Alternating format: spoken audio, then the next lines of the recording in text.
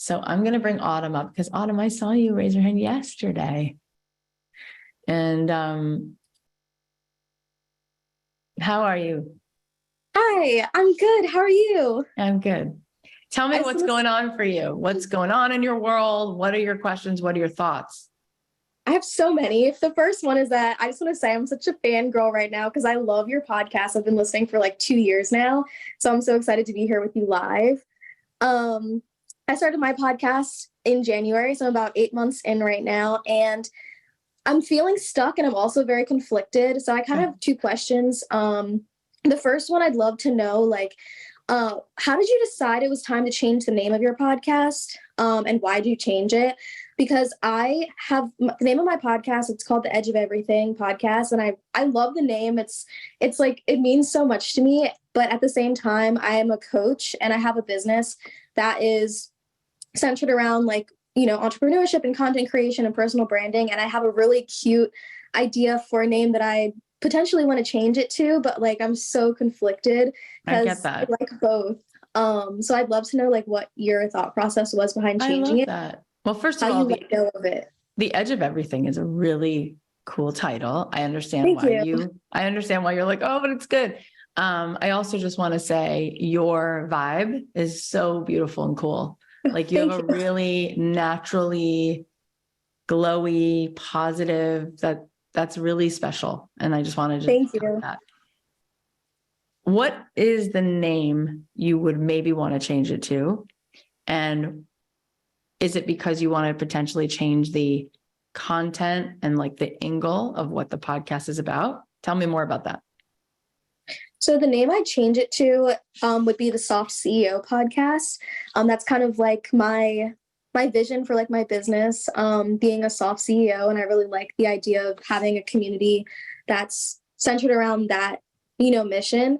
And both podcasts, I'm talking about, mindset, entrepreneurship, manifestation. It would be the same exact topics. The only difference would be the name. And so I think that's like not the most important thing, but I'm a manifesting generator. I'm all over the place when it comes to like what I want to do. And I hate being put in a box, which is why I chose The Edge of Everything. But from like a branding perspective and as far as like business goes, I really like the idea of having a cohesive brand, So yeah, I have like 10 different social media pages right now with so many different names and I'm just trying to like simplify my life.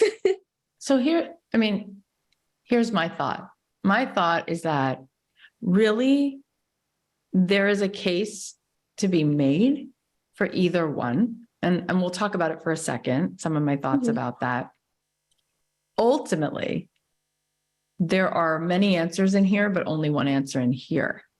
And that's always the answer. Because even if I can make a case for logic around one of the two, if you are not aligned with it here, it doesn't move the needle. So I wonder which one of those, for whatever reason, gives you permission to feel more like yourself. Because that's really what's going to dictate the answer. And if I just ask you that and you just check in with your soul, which one, for whatever reason, makes you feel more like you get to be you get to explore? Which one? Definitely The Edge of Everything. I'm gonna cry because you just simplified it so quickly. Definitely The Edge of Everything is the one that I feel most myself for so many reasons. See, I love that we got to that right away because I think the mind is a very tricky place sometimes. And maybe what was happening is your mind was trying to convince you. It's like there's always two lawyers in our head and they're on different sides of a case. And they're like, here's what you should do, right? And the other one's like, no, you should do this. And it sounds like that lawyer part of you, that the one making that case, maybe was saying, Autumn, if you want to grow your business, if you want to make more money, you should talk to CEOs, right? And there, like I said, the reason why it's important to just check in is because the truth is that we can look at evidence for people who were very spiritual and not focused on business and made a ton of money, right? Mm-hmm. And so it doesn't matter actually whether you talk about business or not. I mean, you think about Wayne Dyer and you think about Gabby Bernstein, or you think about my platform and what I changed it to. And I'll be honest with you, is that when I started my podcast, I started by talking about entrepreneurship, and it was called Don't Keep Your Day Job. And there was a part of me that felt like people would listen because I had made a career out of being a songwriter, and that other people wanted to figure out how to hack their way into what their dream was. And I felt like I could provide that service. And along the way, I thought, you know what, the things I really want to talk about are the things that actually fuel my soul, meditation and mysticism and the laws of the universe were really, ultimately, I realized that's why I was putting out the vibe in the world that I was putting out, and really everything's energy. And I was like, oh, the truth is, it's probably the second I walk in a room, I'm making or breaking what happens in that room because of who I am in the space. And who I am in the space since 2001, I've been meditating, and I've been on this journey of creating a world outside of my ego. And all of a sudden I was like, why am I not talking about that all the time? Like, there's so much richness and depth in helping people find that real peace and helping. And so I was like, I'm just going to call it the Cathy Heller podcast, because at that point, people knew me from my podcast. However, if they didn't know me from my podcast, I wouldn't have called it the Cathy Heller podcast. I would have given it some words or name that have something to do with spirituality or energy or meditation or stuff like that. But because I already had an audience, I was like, I'll just make this about what I, as Cathy, want to share with them. And so we changed it, but we played with it a little bit. We thought about calling it other things. And then we realized our audience was confused because they would look at their app and see a different piece of artwork and a different name. But if it was just the Cathy thing, they were like, oh, after a while, I actually just told people I listened to your podcast. I never even said, don't keep your day job anymore. I just said it was Cathy's podcast. So we did that because we could afford to do it just on my name because we had already built the audience. But my point to you is, if I knew when I started what I feel now, I would have chosen to do spiritual stuff from the beginning and go all in. And I guess my question to you is, because you said you're a coach, right? Yeah. And we'll talk about this more tomorrow as a whole group, but how are you using the podcast to grow your coaching business right now? So before I wasn't really, I was just kind of, trying to get started and grow an audience and connect with people. Just sharing like different episodes about like more mindset related stuff. I just did a series that you kind of inspired me to do I love the way you do series on yours. So I just did a series called Monetize Your Magic to help me grow my coaching business.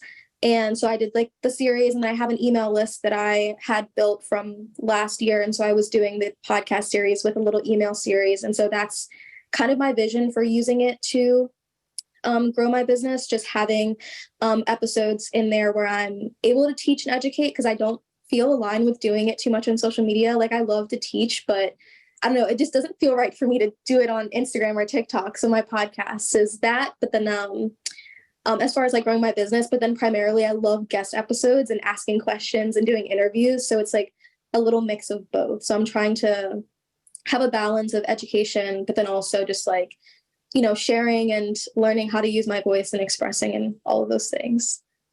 All of that is super impressive that you've already been diving into all of that and growing an email list and creating a series. And I love the words, monetize your magic. All that's so great. What about this then, the edge of everything, made you second guess that? It seems so clear that that's what was it that was making you second guess? Um, just my own brain. I really like marketing and sales, and I take a lot of inspiration from other people that I listen to. And like, I have mentors that I work with, and I was just trying to, figure out like, okay, what would make the most sense? And yeah, that's just kind of where my mind went. It's like, if I'm running a business, shouldn't I want to have just like one thing that I'm known for, that's what everyone says. And, the online space, it's like, you want to pick one thing, pick a niche, pick a name and run with it. And so that's why I was like trying to figure out if I should just smush everything together under one name and make it the Soft CEO, because that would make the most sense as, someone who wants to help other entrepreneurs grow their brands and businesses. I wasn't sure if the edge of everything was like good enough. I felt like it was too broad. And I just kept hearing that phrase, when you try to talk to everyone, you talk to no one. And so I was like, should I change it? But yeah, that's kind of like my thought process. So I will go deeper with you, and I will tell you that when you try to talk to everyone, you do talk to no one, but it's not about the title.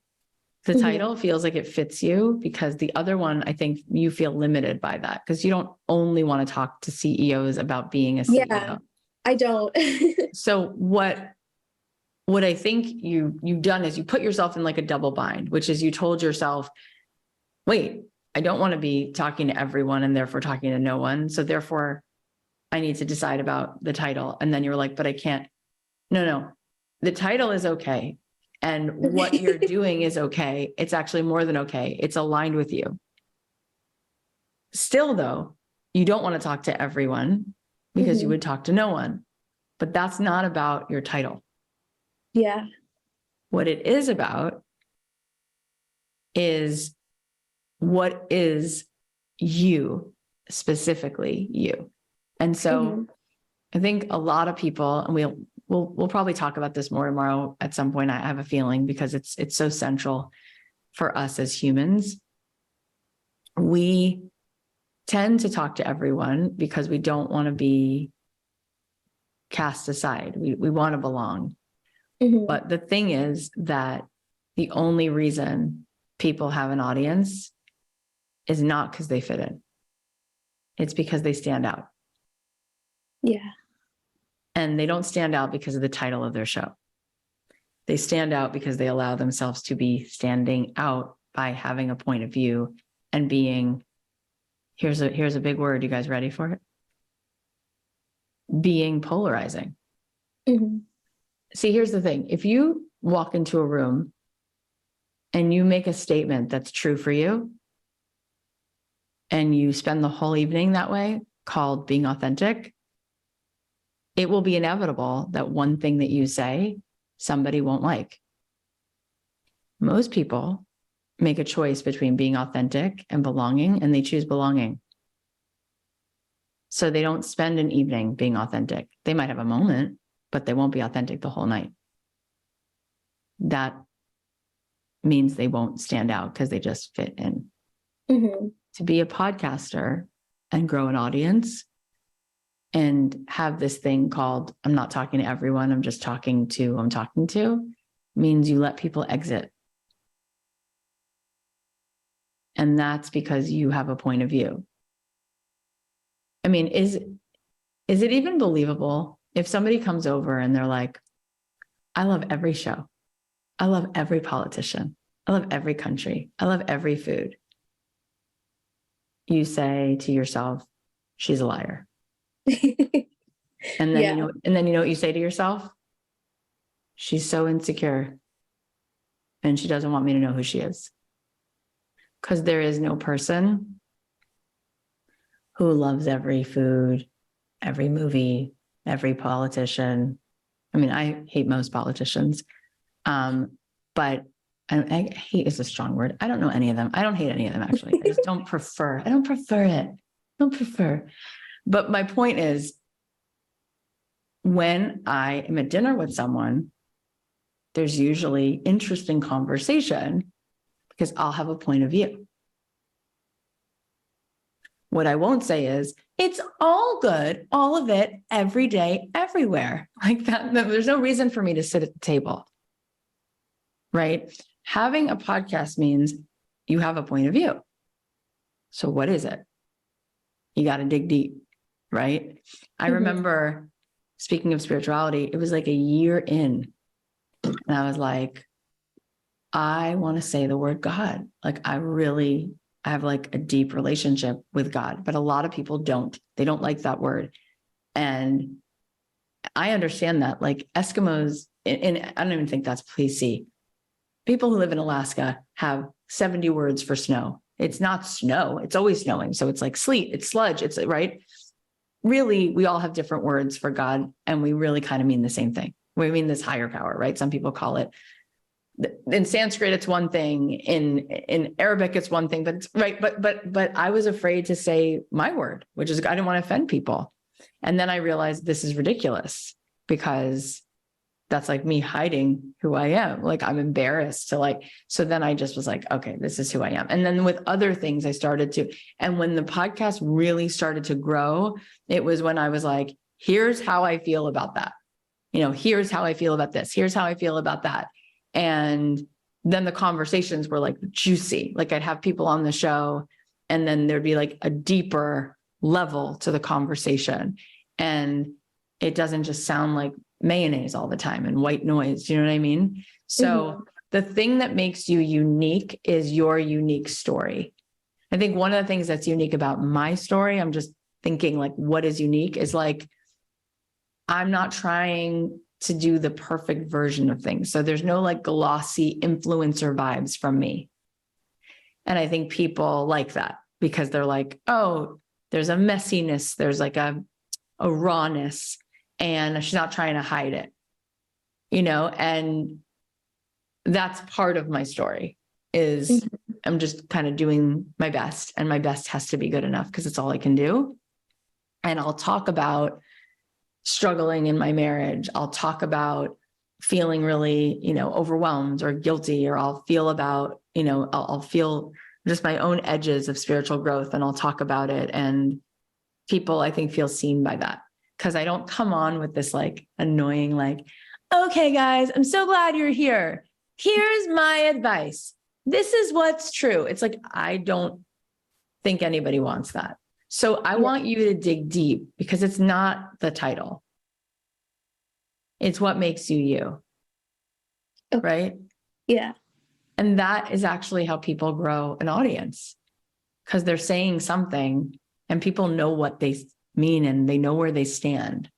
Do you have a little sense of what that could be about you? Yeah. I kept seeing people ask in the comments, like, what my tagline is. And I feel like that's what the basis of this podcast is about. So my tagline is, the possibilities are endless. You can do anything you set your mind to. My mom's always told me that since I was born.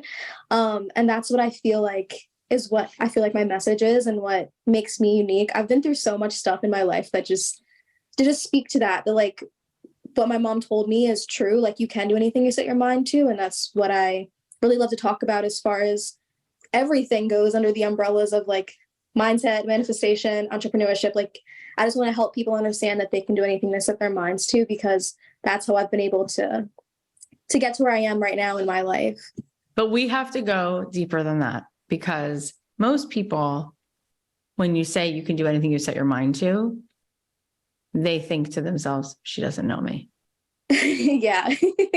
So in order for you to pull them forward, you need to meet them where you were when you needed to hear that. Okay. You need to meet them in the pain where you once were. See, when I started my podcast, my first like 29 episodes, I was saying, I know what it's like to come to Los Angeles and get dropped by a record label and feel like I have this talent and that God gave me this thing to use and I don't know how to use it and I can't make money from it and I'm not giving it up, but what the hell do I do? Like, that's who I was talking to. I was talking to creative people who wanted to write, paint, dance, draw, do all that stuff. And they just were like, I feel like I'm dying inside if I go work at an insurance agency when all I want to do is be a creative. That's who I started out talking to. And I knew how to get them to where they wanted to be because I knew what it was like to be them. I didn't come on and say, you can do anything. Everything's possible. I want you to know that. And they'd be like, thank you so much for nothing. Like, that doesn't help them. It helps them once you identify where they are. Okay, that helps me so much. The only way you can identify where they are is by telling them where you were. Mm-hmm. That's why even during this boot camp, because I know what it's like, I keep saying it's overwhelming. You don't have to be great at it. I was overwhelmed. That's not what's needed. Just start out to do it this way. I'm not up here in some ivory tower being like, and then you do this, this, and this, and you're good to go. It's like, who are we kidding? Who are we kidding? So you don't have to be so revealing about it right now, but you know, when you go to sleep at night, you know what that story is. Yeah. You know, the night that you went through the storm. That's your story. No one can take that from you. Yeah. I just get so like, I feel like I've shared it once and then I tried not to talk about it again because I get so emotional, like even just thinking about it. So what you're saying is like continue sharing it like over and over again to get the message and meet them where they're at. Yes. And you know what? First of all, it's an honor that you feel safe enough to cry. And let me tell you something. You don't have to share it all the time in every aspect of it, but you could allude to it, or you can allude to part of it. Okay. You know, we all know because Oprah is so famous. She's like the most famous. We kind of know her story, but she doesn't talk about it all the time. She doesn't go into detail all the time. In fact, me personally, I've never seen her sit down and tell me about every single moment of that abuse and every single way it happened. No, but I know the story in like a sentence. You know, I know the story. I know she went through that horrible thing and she was young, and I know that was defining for her. And I know how painful it was because she just alludes to it. Right. And it's enough. You don't have to walk on your knees for miles in a desert, as Mary Oliver, the poet, said. You don't need to do that to yourself. But to be a person who says, I've been through a lot of dark nights and this is how I got through it. You don't even need to take people into the places that don't feel safe for you to take them. That's not required, but you can mention it. Okay. And you can mention it in the ways that it feels safe to you. And really, as you get stronger in your self-agency and your authority of yourself, you'll realize that the more you let yourself cry and talk about it, it's for you.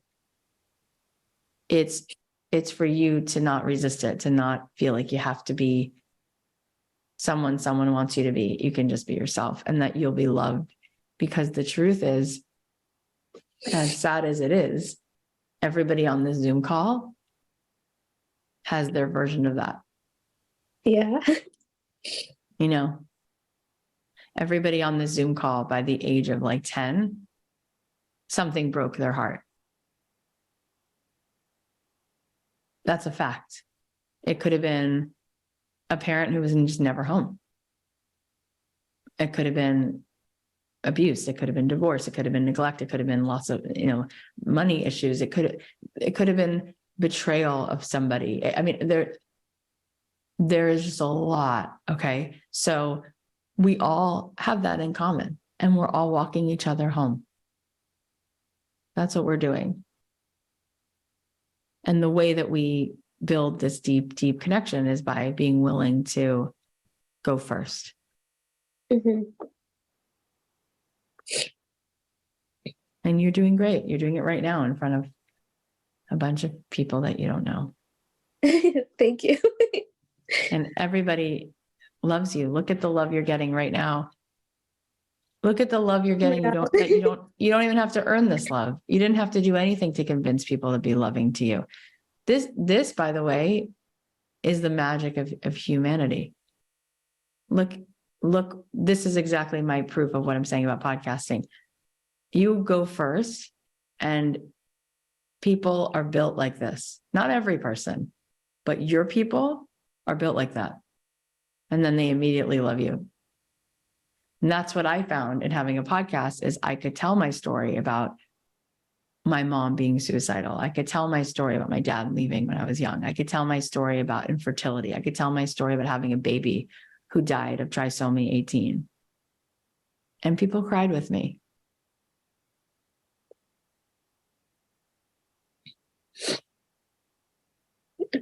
Thank you. And thanks all of you. I really appreciate all these messages. I'm literally going to read them and cry later. Thank you, Cathy. This was so helpful. You are on the edge of everything. Yeah. You're going to do great. Thank and you're you so much. young to be this strong. Thank you. We're all excited. Everybody's going to subscribe and go listen to all the things. Thank you. Thank I you really for sharing appreciate that. it. You're welcome. Michaela, I saw you yesterday. I like when I see somebody who's like had your hand up early yesterday and they probably feel like you put in the effort. How are you? Good. I'm so good. Nice to see you. You look beautiful. Thank you. Okay, so tell me all the things. So I think the biggest thing that have been stopping me from starting a podcast so far is that I don't feel safe in creating a podcast because I feel like there are so many people that will try to destroy it from bigger agencies because the thing I'm doing is I'm a Swedish nutritionist. I'm specialized in cellular health, gut health, and inflammation. And when I'm having the kind of results I'm having with my clients, people try to stop you because you are making health claims. And even if you're trying your best to not do a health claim in any way, they can still get you. And I'm like, that is what is stressing me out because I don't want to ever be in a position that can put me or the people that I've had on the podcast in any type of danger. But I have so much to give and so much knowledge, and I don't know how. I cannot keep it in anymore, but I want to do it in a safe way, and I need help with how can I do it safe? Juicy. This is really juicy. Okay. Do you feel like you personally have done your due diligence and that this approach feels safe for you? So, I mean, I try to, and I'm trying to all the time look into other podcasts, but I don't know if they are safe either. I don't know if the examples I'm looking at will be safe in the long run. Oh, no, but I'm saying separate from podcasts in your own life, the results you've gotten with your own health. Oh, you feel like you're safe, like you feel safe. If you went to a physician, they would look at your body and say, what it is that you're doing is not harmful to you. Oh, yes. So I have completely changed my health as well. And I know it's working very good because of the results I've had. For 2 years, I was in so much pain. I was paralyzed. I couldn't get out of bed by myself. I couldn't function as a mom. And so I know what I'm doing is good. I know it's scientific, backed up by over 2 million articles. I know, but still it is always the thing, they will always try to get you anyway, in a way. And I'm running the biggest Facebook group in biohacking with omega-3 right now. And here's the thing, Michaela. Is it Michaela? Yeah. Yes, Michaela. I just don't like saying people's names wrong, so I just want to ask. There are scientists who debate Einstein. Mm-hmm. Okay. There are people who want to poke holes in Einstein. All right. And then there's a lot of people who go, Einstein's pretty smart. We're going to go with it. Okay. You could be anybody and they will say, this is trash, right? What matters is that you, in your own good conscience, are teaching something that legitimately worked for you, right? For some people, they're going to say intermittent fasting is the only way I was able to lose weight and be healthy. Other people are going to say, you should never do that. It's so unhealthy. Some people are going to tell you to drink diet soda because that's how they lost weight. Okay. Some people are going to say diet soda is straight up poison. Here's the deal. That doesn't matter. What matters is you go to sleep with integrity every night because you're telling the truth. That's your truth, because the truth is, it's very much a thing that can be relative for people. I did know someone who drank tons of soda, and he stopped drinking regular soda and drank diet soda. And because of that, he lost 110 pounds. Is it the healthiest thing in the world to live on Diet Coke? I don't know enough about science. I'm going to guess no. But those 110 extra pounds were really unhealthy, and it did help him. I'm not here to debate it. I'm here to say, let your people make their own decision. See, I said before that women don't have a lot of the money in the world. That's a fact. That's not subjective. We don't. And the reason why, so a whole lot of reasons why, okay? But in free societies, okay, where women, why do we still not, right? There's a lot of codependence that we bring to the table. Men will say, this is the price, deal or no deal. Are you in or you out? This is what I'm offering. This is what it costs. The person says yes, great. Person says no, they're like, great, let's go play golf. It's like not personal. Women, and I'm generalizing, but women are more like this. We want to own other people's choices. That's not your job. That's weird. They are an adult. They're a grown-ass adult. They can do their own research. If they choose to go down this path and you personally go to sleep every night with integrity, great, that's on them, right?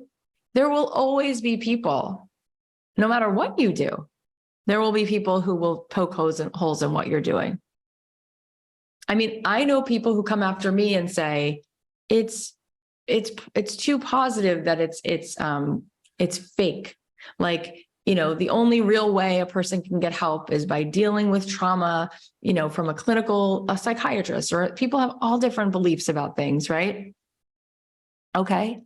Right. Some people think meditation is a placebo and it doesn't work. And okay, that's fine. I mean, what's not fine is me thinking that it's my job to convince them. I let them run their mouth. I let people run their mouth because people have all different kinds of life experiences that lead them to the perspective that they have. It makes sense to me. Some people are going to say meditation's a joke, or I don't believe in God, or I don't believe in space and time, or I hate this metaphysics stuff. Quantum physics is real, not real. It doesn't matter. None of that really matters. What matters here that's happening for you, and you were crying and tearing up before because you were in a lot of pain. For me, what I have seen in my life is you have to walk yourself home to your authority. You have to have self-agency. When you have that, everything works, even your health. When you don't feel a sense of authority and self-respect deeply, we got big problems, because then we're basically handing over the keys to our well-being to everybody else's opinions. That's a bumpy day, because no matter what I do, I have no control over other people's perception, what they see, what they judge. The only thing I can do to create well-being is to sit beside myself, know what I know, until I know something better. And you're not sitting here saying you are the empirical, guard of all truth. You're saying, in this moment, this is what I know to be true, and that's honest. Teach it. Look at you. You were in pain. Now you're not. Does that help? I mean, I feel really good about what I want to do. I'm still afraid. Because I'm from Sweden, I'm from Scandinavia. I live in the United States right now. And it's just different cultures. It's different people. It's different. In Scandinavia, if someone hits your car, they say, oopsie daisy, here's my insurance, have a good day, hope you're having a wonderful day. Over here, it's like you don't know who wants to take you into court. It's so much stress all over. And being over here and wanting to set up this big podcast that I know will gain, because I do have a big following already, that is what scares me. And that's why I want to, like, how can I make sure that I have frameworks that makes never, when someone, if I'm interviewing, am I ever, for example, if I'm interviewing someone, am I ever responsible for the person, what the person says? For example, if we take that as a... I think something that's really interesting is the lenses that you have on right now. Mm-hmm. And it's killing you. And it's actually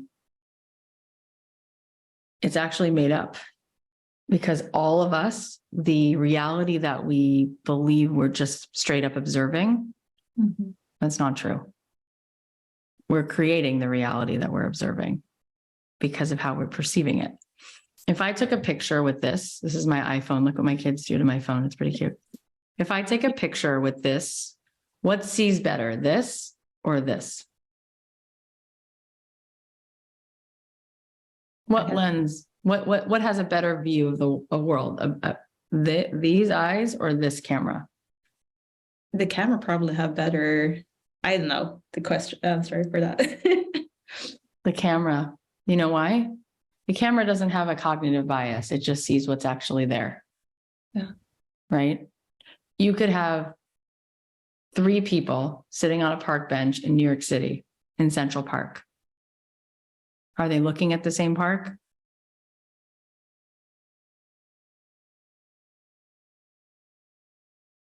Our life is our perception. We're projecting it.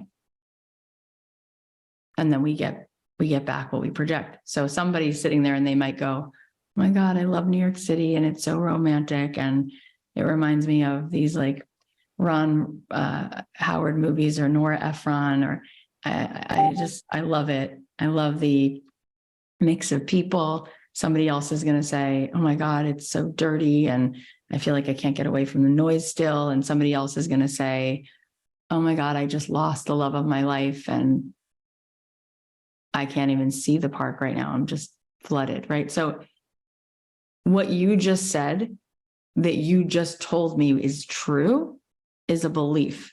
When you're like, over there, it's this way, and over here, it's this way. Sure. Okay. I mean, you can find evidence and say, no, listen, per capita, there are nicer people in Sweden. Okay. But we know that's not true.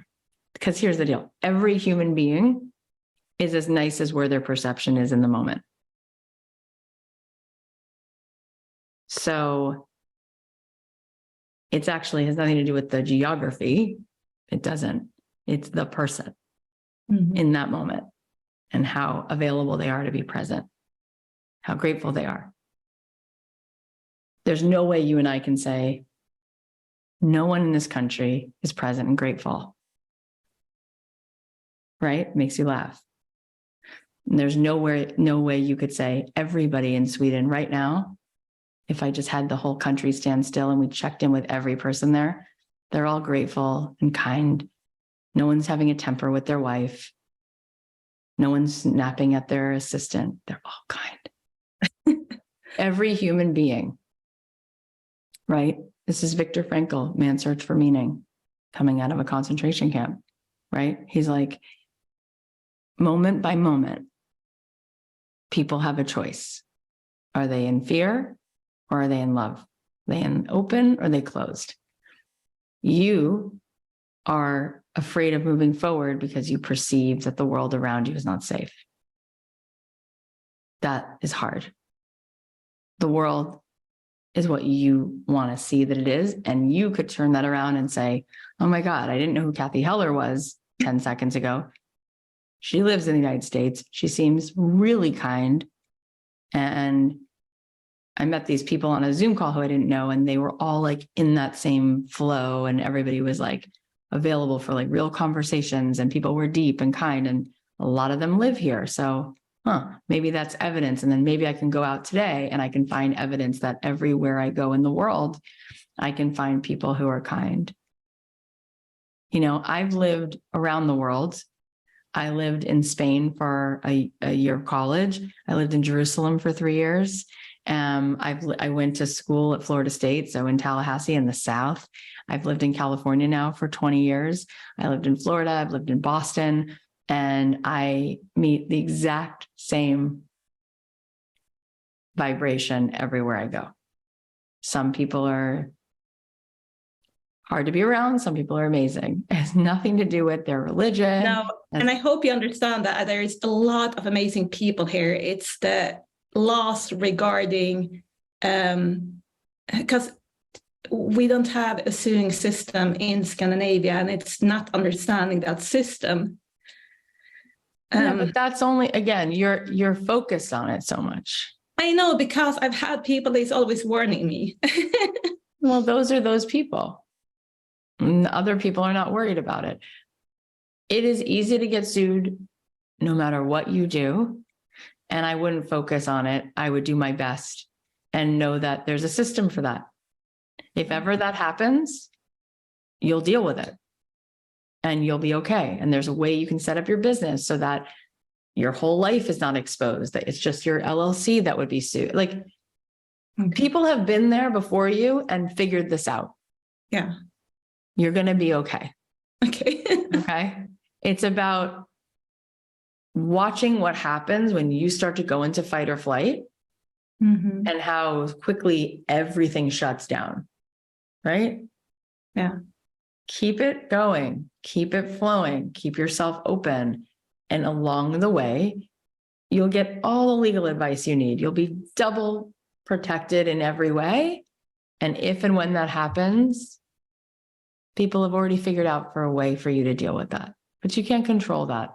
And you're not going to stop yourself because you're trying to control something that you can't control. You're either doing it and you're going to be available for things to sometimes fall apart. That's how everything is. Everything's like that. When you get married, you don't know what's really going to be in the future. And that's what life is. Life takes courage because we have no control. And we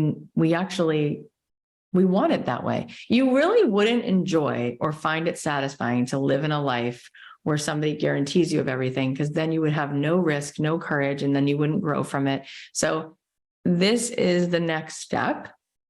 And it's time I would just start to have radical awareness. I go, oh my God, look at that. That one thought shuts me completely down. So I'm just going to be aware that is coming for me. Here's how I'm going to deal with that. Call a lawyer, say, can you set me up? She'll say, yep, let me take care of the 3 things that you need so that if that happens, and they'll say things like, put this on your website. You know, the opinions of these people are not my opinion. Like, there's little things that as soon as someone goes to sue you, God forbid, they'll go, oh, she already thought of that. Darn it. There's no way to sue her. Don't worry about it so much. Just follow your heart, do your best to be ethical, and know that you will be better and better as you go. Yeah. Thank you.